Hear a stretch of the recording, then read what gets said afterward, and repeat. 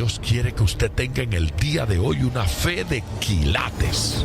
Más de 4 décadas dedicadas a la evangelización del mundo. Yo le estoy diciendo estas palabras para que usted fundamente su fe en realidades, en estas realidades eternas. Su contribución a la literatura cristiana hace evidente su compromiso con el Señor de hacer discípulos y formar ministros. La oferta del Señor a nuestras vidas es que nuestra fe crezca, que nuestra fe sea fortalecida. Escuchemos al doctor Díaz Pavón en Para que el mundo crea. Reciba la paz del Señor con mi saludo. Gracias por acompañarnos. Gracias por tanto amor y gracias por la paciencia que tienen con nosotros. Mire, yo sé perfectamente que no toda grabación y no todo mensaje queda perfecto como lo queremos, pero lo importante en cada uno de estos programas es compartir una palabra de Dios.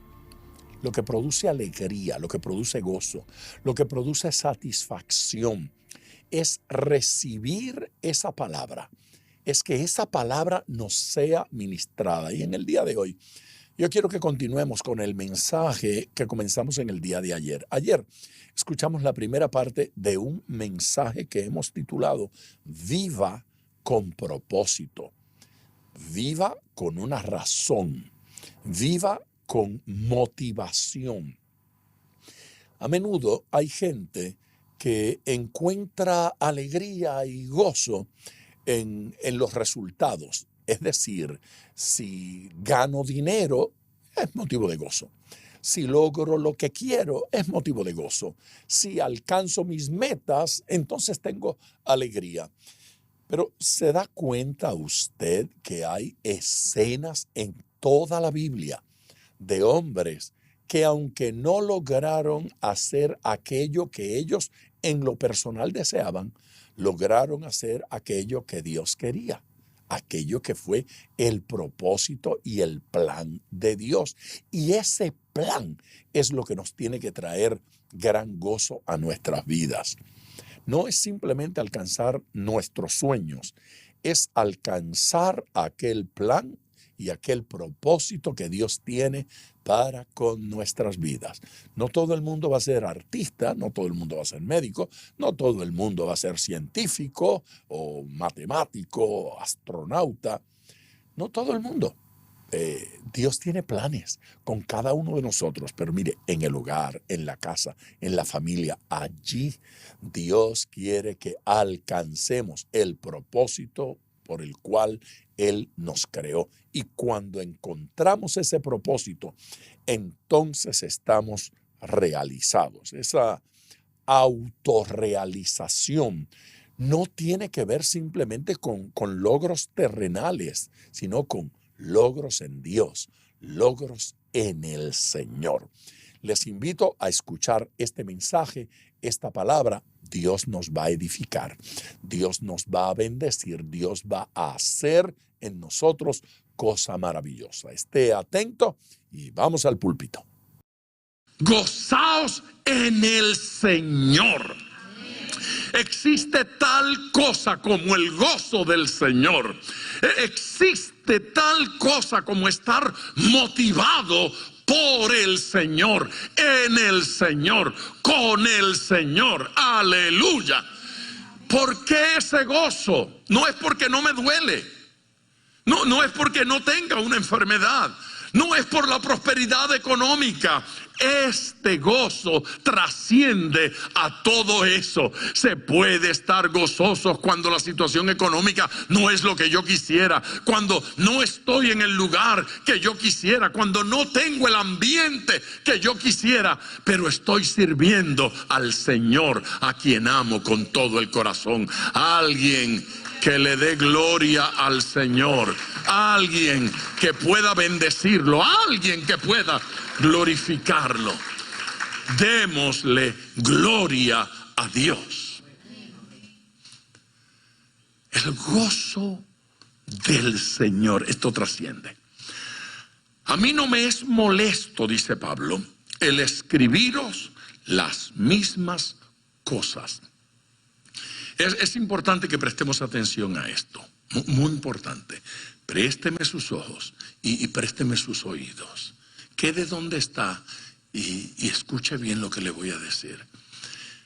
Algunos teólogos creen que esa expresión del apóstol dice que antes de esta carta a los filipenses hubo otras cartas.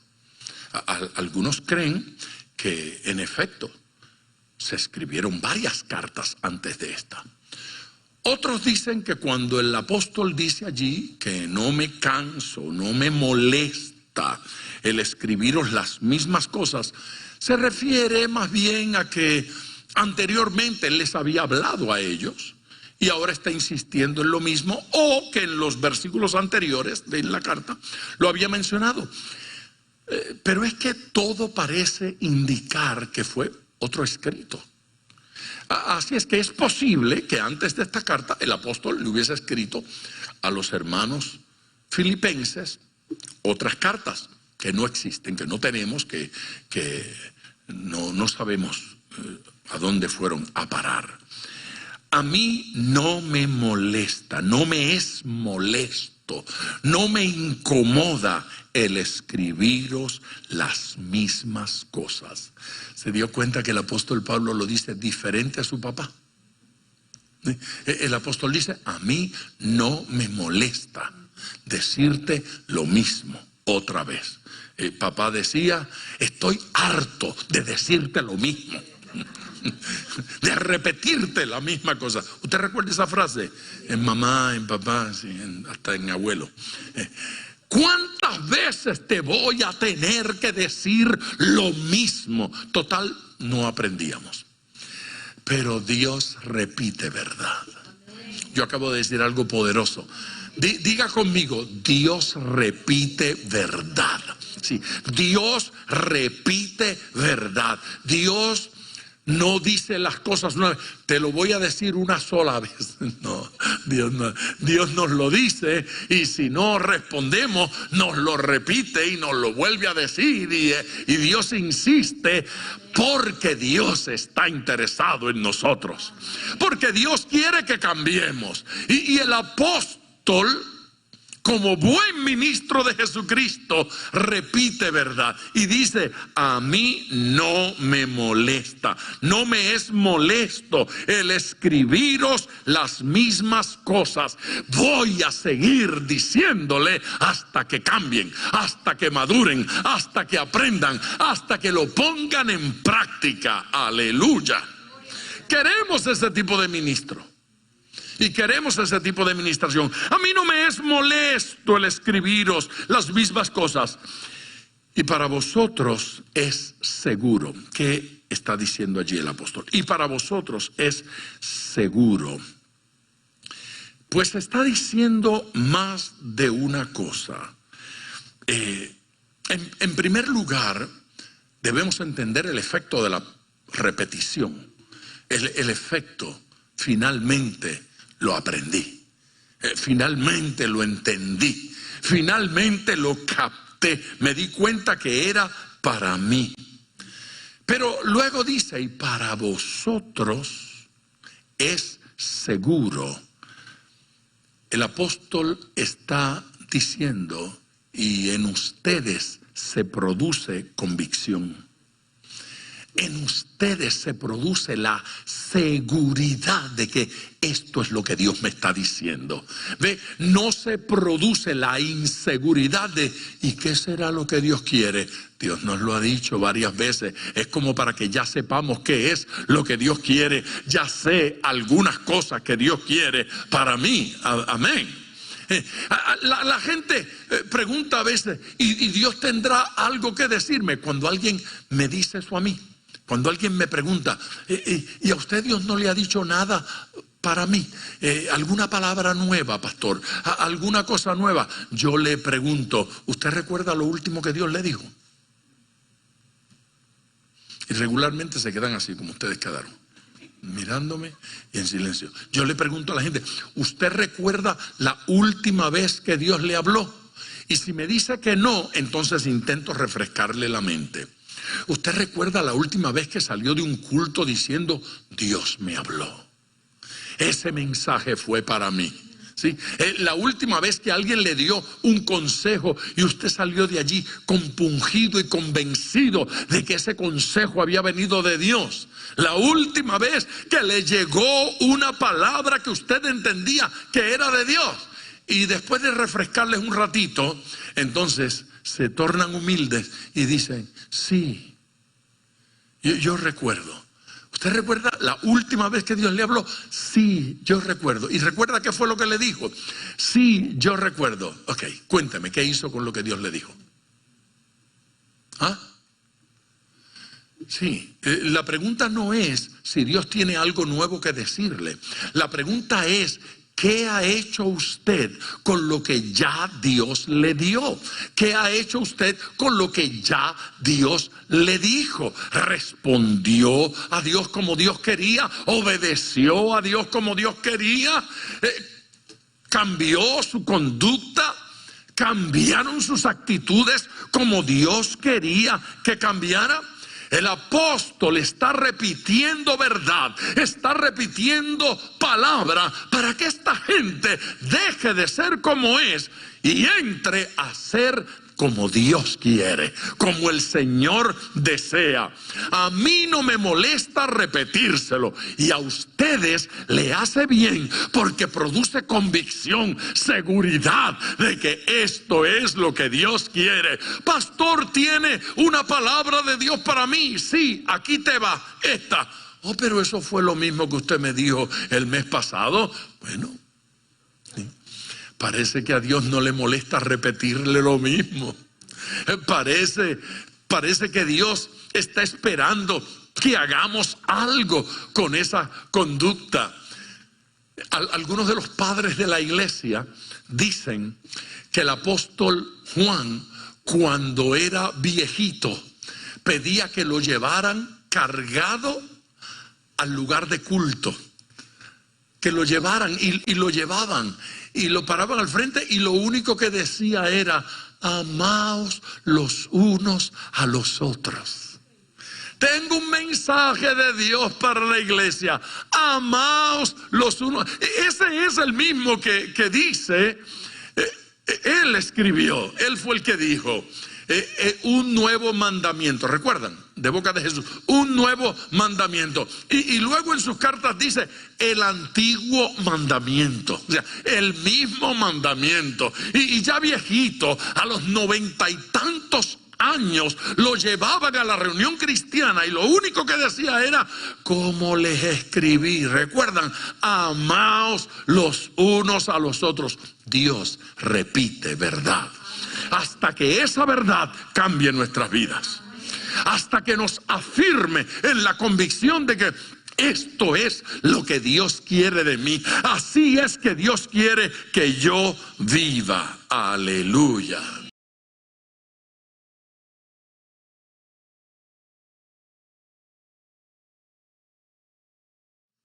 El que no se afirma en la verdad corre el peligro del desánimo. No se levanta con entusiasmo, pierde la energía, pierde las ganas de hacer lo que Dios quiere. Son esos que testifican. Bueno, antes, allá en mi país, en la otra iglesia, cuando yo era más joven, nadie puede decir esas frases sin tener algo de qué arrepentirse. Porque no se supone que el pasado sea cuando yo serví a Dios con mayor entusiasmo.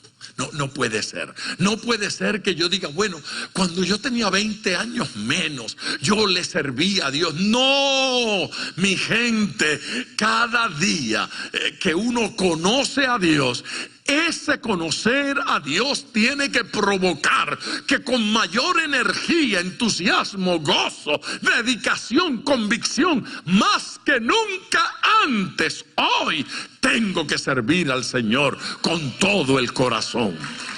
Con todo el corazón, con todo nuestro ser.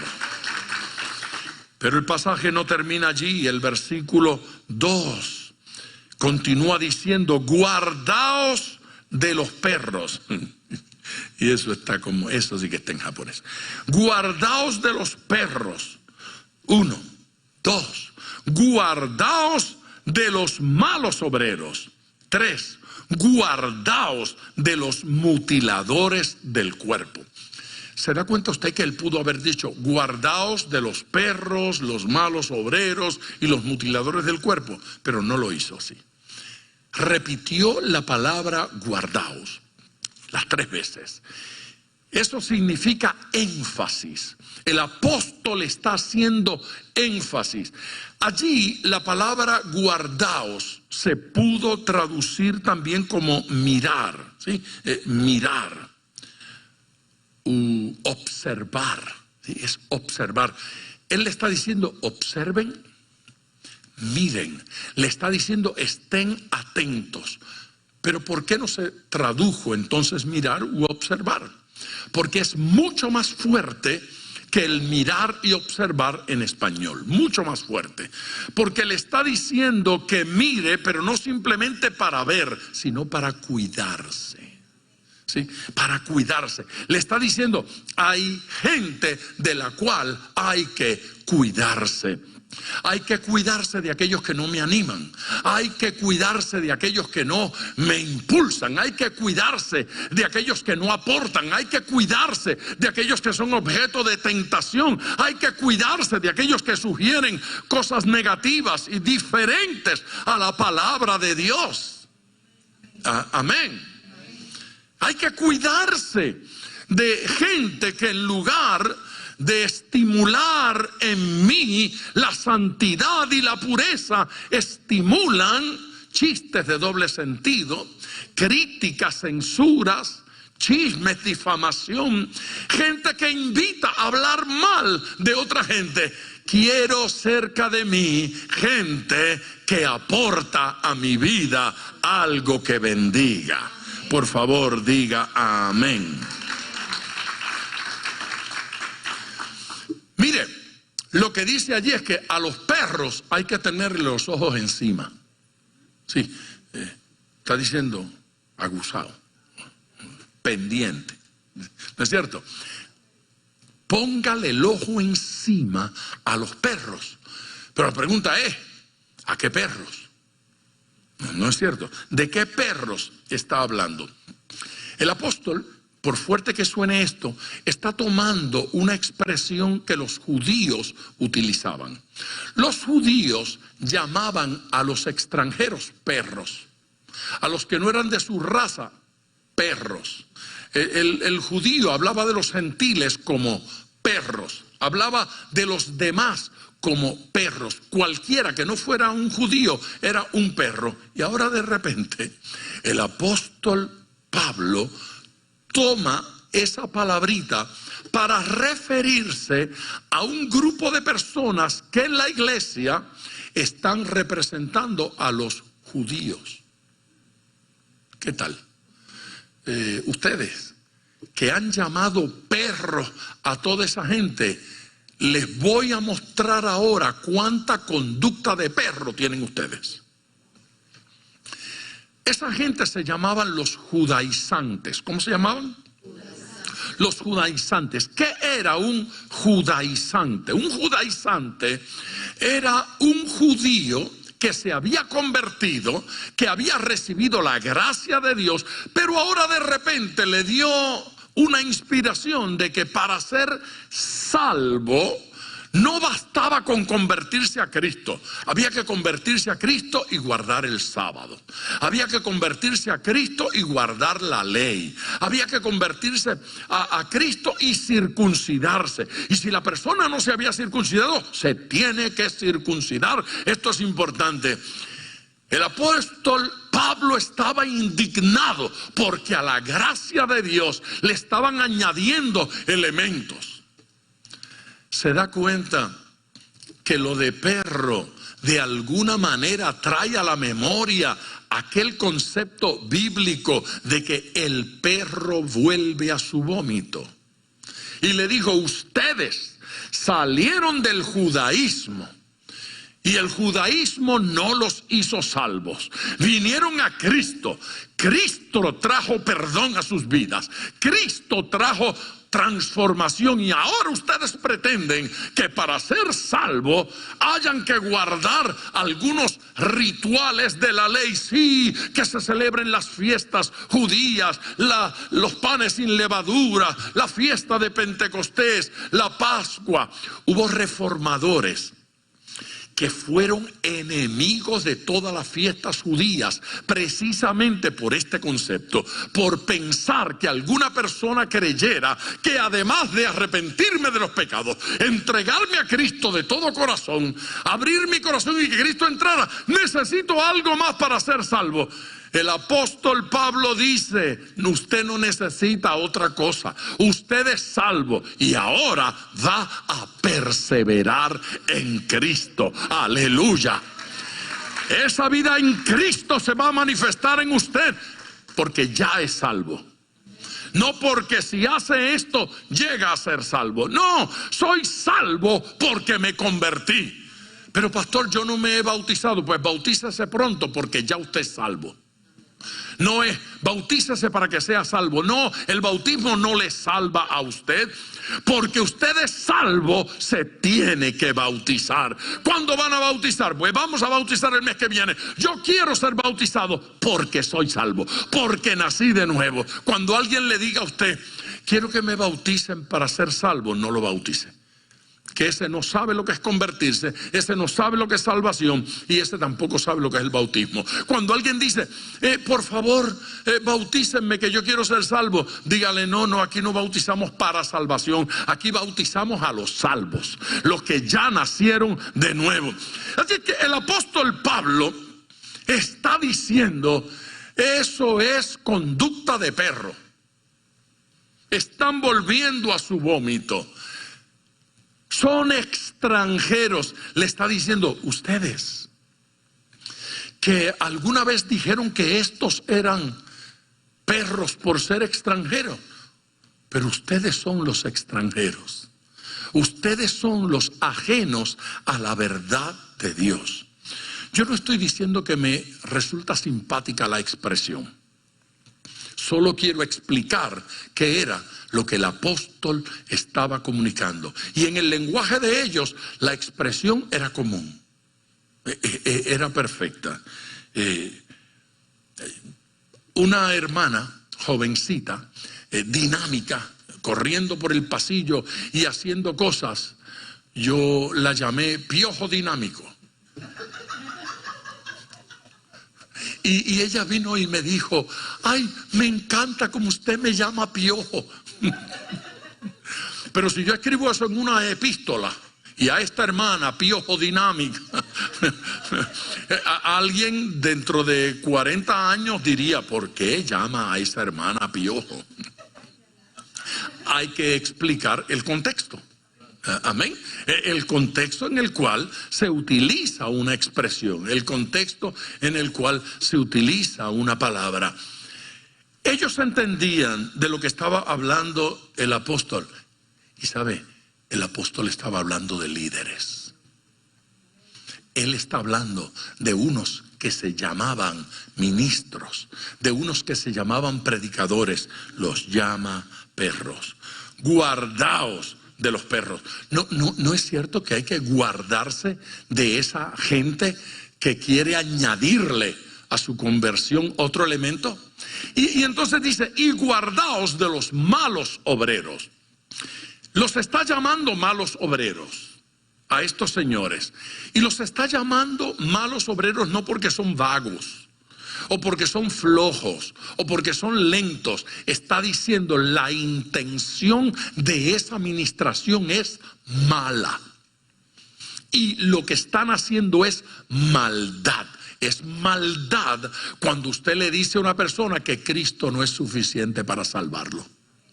Es maldad cuando una persona, el mismo apóstol lo va a señalar, predica como medio para enriquecerse. Traigan los diezmos, tráiganme las ofrendas, que estoy comprándome una casa nueva en Bonita Beach. necesito levantar este domingo. Pablo llama a esa conducta maldad. La maldad de utilizar el evangelio para enriquecerme. Utilizar la autoridad espiritual para controlar a la gente y convertirlos en esclavos. El apóstol Pablo está señalando eso como pecado y está diciendo que hay maldad en quien tal hace.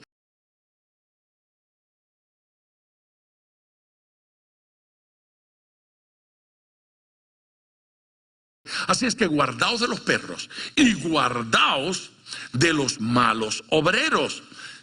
Abran los ojos.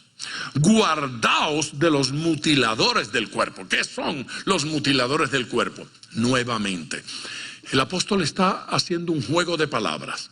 Conocemos la palabra circuncisión, ¿no es cierto? Circuncisión. Pues Pablo utiliza esa palabra solo que le da la vuelta para convertirla en mutilación. La palabra circuncisión significa cortar en derredor, ¿sí? Cortar en derredor. Pero Pablo dice lo más parecido a hacer cantos o machetear, o él dice que cortaron. No dice cortar en derredor, sino picar. Entonces Pablo dice, eso no es circuncisión. Ustedes no circuncidan, ustedes mutilan el cuerpo. ¿Por qué? Porque la circuncisión no tiene validez espiritual. Era un pacto del pueblo de Israel, con eso se identificaban. Los judíos estamos circuncidados. Traer eso, arrastrarlo de allá por los cabellos y traerlo a la iglesia y decirle a la iglesia, hay que circuncidarse. Pablo dice, eso no es circuncidarse, no tiene valor espiritual. Eso no es otra cosa sino mutilar el cuerpo. Eso es igual a cortarse la oreja, no tiene validez ninguna. Así es que dice, guardaos de los mutiladores del cuerpo, de aquella gente que le estaba enseñando a los hermanos que había que circuncidarse. Pablo dice, ninguna circuncisión. Es interesante porque ese apóstol Pablo llega a ministrar a los judíos y le dice a Timoteo, que no era judío, que era gentil, hijo de gentiles, le dice a Timoteo, circuncídate. Circuncídate. Y usted tiene que decir, ¿me la da de piña o me la da de coco? Entonces, ¿se circuncida uno o no se circuncida? No. El apóstol no le dijo, circuncídate para ser salvo. No, él no le dijo, circuncídate para ser cristiano. Ya Timoteo era un hijo de Dios. Ya Timoteo era un ministro, era un predicador, era un apóstol. Entonces, ¿por qué lo mandó a circuncidarse? Para poderle ministrar a los judíos. Es diferente. Pablo le va a decir a un predicador, yo estaba predicando en la ciudad de Nueva York, en una iglesia luterana. Y cuando llego, el primer día de predicación, el pastor se acerca y me pregunta, ¿usted trajo su toga? Y a mí me dio el ataque. ¿Qué toga? Si esto no es graduación, yo vine a predicar. Pero el protocolo, la liturgia luterana exige que el ministro utilice toga. Y yo dije, yo no traje, pero seguramente usted tenga una que me quede. Y me dijo, yo soy un poquito más grande que usted. Y yo dije, pero búsquese la que le quede más corta. Así es que él encontró una y me la dio. Y yo prediqué toda la campaña con mi toga. ¿Por qué? Porque yo creo que hay que usar toga para ser salvo. No. Porque yo creo que hay que usar toga para estar ungido. No. Porque yo creo que hay que usar toga para predicarle a los luteranos y no escandalizarlos. Amén. Entonces, como a mí la toga no me hace daño, la uso para predicarle a ellos y para ministrar. Y donde me exigen que vista de cierto color, o que no utilice cierto color, o que no utilice ciertas frases, lo hago, pero no para ser salvo. Lo que está indignando al apóstol Pablo no es que se circunciden, es que digan que hay que circuncidarse para ser salvo. Hay razones médicas, alguna gente se tiene que circuncidar por razones médicas, y Pablo eso lo hubiese aceptado. Lo que no aceptaba es que alguien le dijera: para tú ser un hijo de Dios, tú tienes que guardar la ley. Pablo hubiese respondido: nada de eso. Jesucristo ya cumplió la ley. Jesucristo ya pagó el precio. Somos salvos por gracia, por fe en nuestro Señor Jesucristo. Guardaos de los malos obreros. Guardaos de los perros. Y guardaos de los mutiladores del cuerpo. La historia termina aquí con un interesante comentario de Pablo. Porque nosotros somos la circuncisión. ¿Qué es eso? Porque nosotros somos la circuncisión, los que en espíritu servimos a Dios y nos gloriamos en Cristo Jesús, no teniendo confianza en la carne. Ese porque está diciendo: ahora concluyo, para que lo entiendan todo. Porque nosotros somos la circuncisión. Pablo está diciendo: la circuncisión que vale no es la del cuerpo físico. La circuncisión válida es la del corazón. Un corazón contrito y humillado, no, Dios no lo va a rechazar. Dios no lo va a despreciar. Dios no lo va a abandonar. Donde hay un corazón arrepentido, allí lo alcanza la gracia de Dios. Allí alcanza la misericordia de Dios. Nosotros somos la circuncisión. Nosotros somos la marca. El Espíritu de Dios en nosotros. Amén. ¿Quiénes son esos? ¿Quiénes son la circuncisión? Son estos: los que en espíritu servimos a Dios. No los que le servimos a Dios en la carne. No los que le servimos a Dios con una marca física. No los que llevamos a alguien colgando del cuello. No los que nos ponemos aquí o nos hacemos un tatuaje allá. Eso no es salvación. No es una marca física. Hay una marca de naturaleza espiritual. Aquellos que le sirven al Señor en espíritu. Aleluya. Y nos gloriamos en Cristo. ¿Qué significa eso? Eso significa que no digo soy salvo porque soy hijo del pastor, o el esposo o la esposa de la pastora o del pastor. No es soy salvo porque soy miembro de la iglesia tal. Soy salvo porque tengo un carné que dice que soy miembro en plena comunión. Soy salvo porque me bauticé. Soy salvo porque como la Santa Cena todos los meses, o todos los domingos, o todos los días, o a toda hora. Así no se es salvo. Soy salvo por Cristo. Me glorío en Cristo. No me glorío en mi religión. No me glorío en mi apellido. No me glorío en la raza. La raza no salva. Cristo salva. Cristo perdona. Cristo transforma a alguien que lo alabe con todo el corazón. La vida cristiana con sentido comienza a tener objetivos claros. Ahora sé para qué me levanto. Ahora sé para qué vivo. Ahora sé por qué me conduzco, cómo me conduzco. Servimos por el Espíritu de Dios. Eso de servir en el Espíritu es servir por el Espíritu Santo. Es por la acción de Dios. No tenemos nada en que gloriarnos. El Señor es quien lo está haciendo. Amén. El apóstol Pablo está diciendo que el verdadero cristiano depende de Dios totalmente.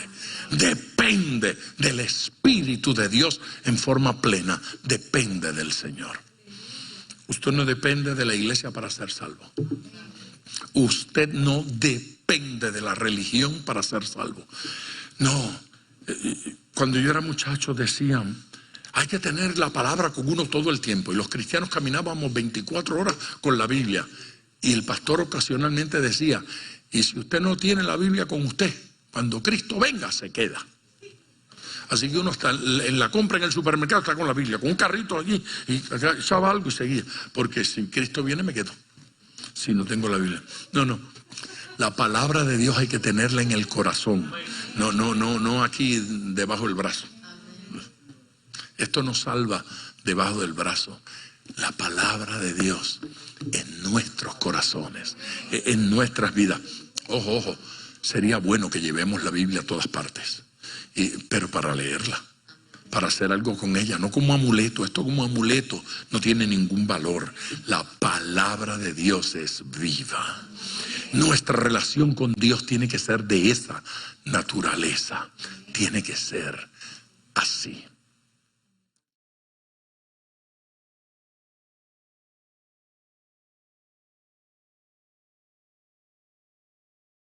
Ay, gloria a Dios, qué belleza, qué bendición. Bueno, aquí de regreso con ustedes en tiempo de oración. Ya vamos a orar por todos los que están llamando. El 305-228-9697. Ese es nuestro número telefónico y ha estado encendido en el día de hoy. Márquelo. Si tiene una petición, compártala. 305-228-9697. Tome nota de ese número para que nos llame, para que comparta su petición y pueda yo convertirme en su socio de oración. Yo quiero acompañarle, yo quiero orar por esas peticiones que llegan y ver la mano de Dios respondiendo, ver la mano de Dios contestando. Les invito a orar. Me uno, Señor, en oración y ruego con cientos, tal vez miles de personas que se conectan diariamente. Gracias, Señor, por toda la gente que nos escucha a través de la radio. Esta emisora es una bendición y tú la usas para alcanzar tantas gentes. Y gracias por toda esa gente que a través de YouTube, a través de las distintas redes sociales, nos acompañan igualmente. Tu gracia, tu bendición, tu toque, tu ministración sea una realidad sobre la vida de cada uno de ellos. Señor, que te experimenten tu ministración, que haya milagros y sanidades, restauración de corazones en el día de hoy. Tu poder sea sobre cada uno de ellos ahora mismo. Tu gracia sea sobre cada una de estas vidas. Glorifícate en ellos, en el nombre de Jesús, nuestro Señor. Amén. Gracias por su sintonía y bendiciones. Gracias por sintonizar Para que el Mundo Crea con el Dr. Díaz Pavón. Nuestro ministerio desea brindarle acceso a este programa descargando gratuitamente la aplicación DPM Radio. Para oración, comuníquenos su necesidad llamando al 305-228-9697. 305-228-9697 o en las redes Facebook e Instagram bajo Díaz Pavón Ministries.